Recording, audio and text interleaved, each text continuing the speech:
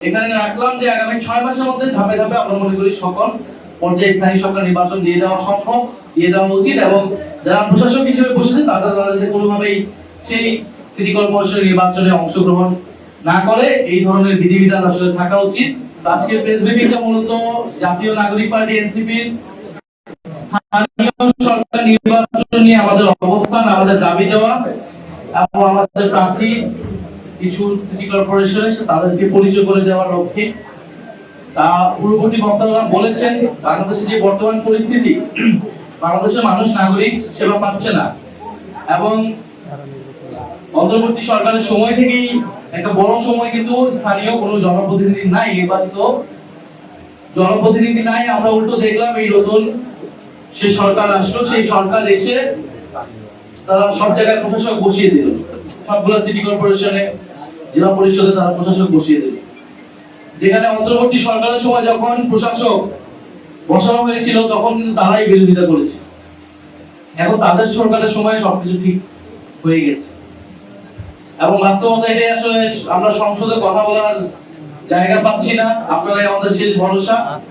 বলে প্রশাসক এই নিয়োগ যে নিয়োগ দিয়েছে এটা আসলে তারা অনেক বেশি সংবিধানের কথা তারাই বলে, কিন্তু এটাও কিন্তু সংবিধান অনুযায়ী সংবিধান লঙ্ঘিত হয়। কারণ স্থানীয় সরকারে নির্বাচিত জনপ্রতিনিধি দিয়ে স্থানীয় সরকার পরিচালিত করতে হয়।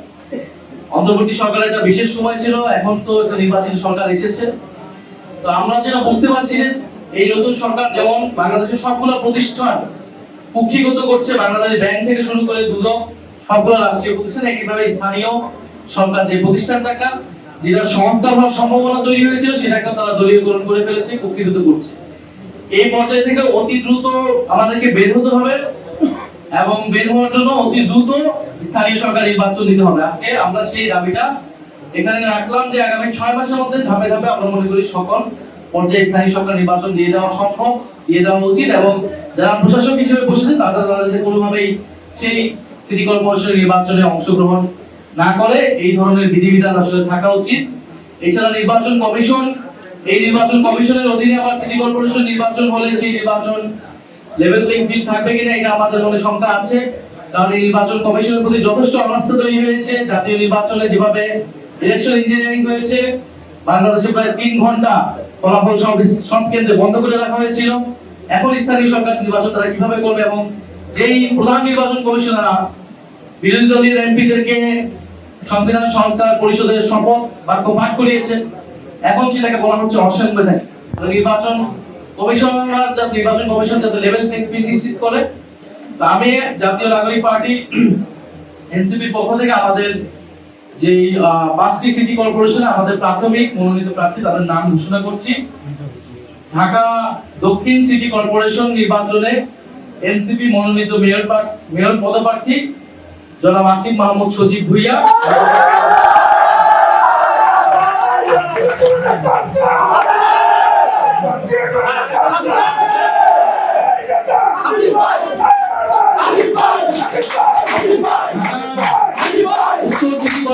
ঢাকা উত্তর সিটি কর্পোরেশন নির্বাচনে এনসিপি মনোনীত মেয়র পদপ্রার্থী জনাব আরিফুল ইসলাম আদিব। কুমিল্লা সিটি কর্পোরেশন নির্বাচনে এনসিপি মনোনীত মেয়র পদপ্রার্থী জনাব অ্যাডভোকেট তরিকুল ইসলাম, আহ্বায়ক জাতীয়। রাজশাহী সিটি কর্পোরেশন নির্বাচনে এনসিপি মনোনীত মেয়র পদপ্রার্থী মোহাম্মদ মোবাশ্বের আলী, আহ্বায়ক। এবং সর্বশেষ সিলেট সিটি কর্পোরেশন নির্বাচনে মেয়র পদপ্রার্থী সিলেট সিটি কর্পোরেশন নির্বাচনে এনসিপি মনোনীত মেয়র পদপ্রার্থী অ্যাডভোকেট আব্দুর রহমান আফজাল, আহ্বায়ক সিলেট মহানগর এনসিপি। আমরা 5টি সিটি কর্পোরেশনের আমাদের প্রাথমিক তালিকা ঘোষণা করছি এবং আমরা অতি দ্রুত সময়ের মধ্যে আমাদের বাকি সিটি কর্পোরেশন এবং সারা দেশে আমাদের উপজেলা এবং পৌরসভার যারা পদপ্রার্থী হবে তাদের নাম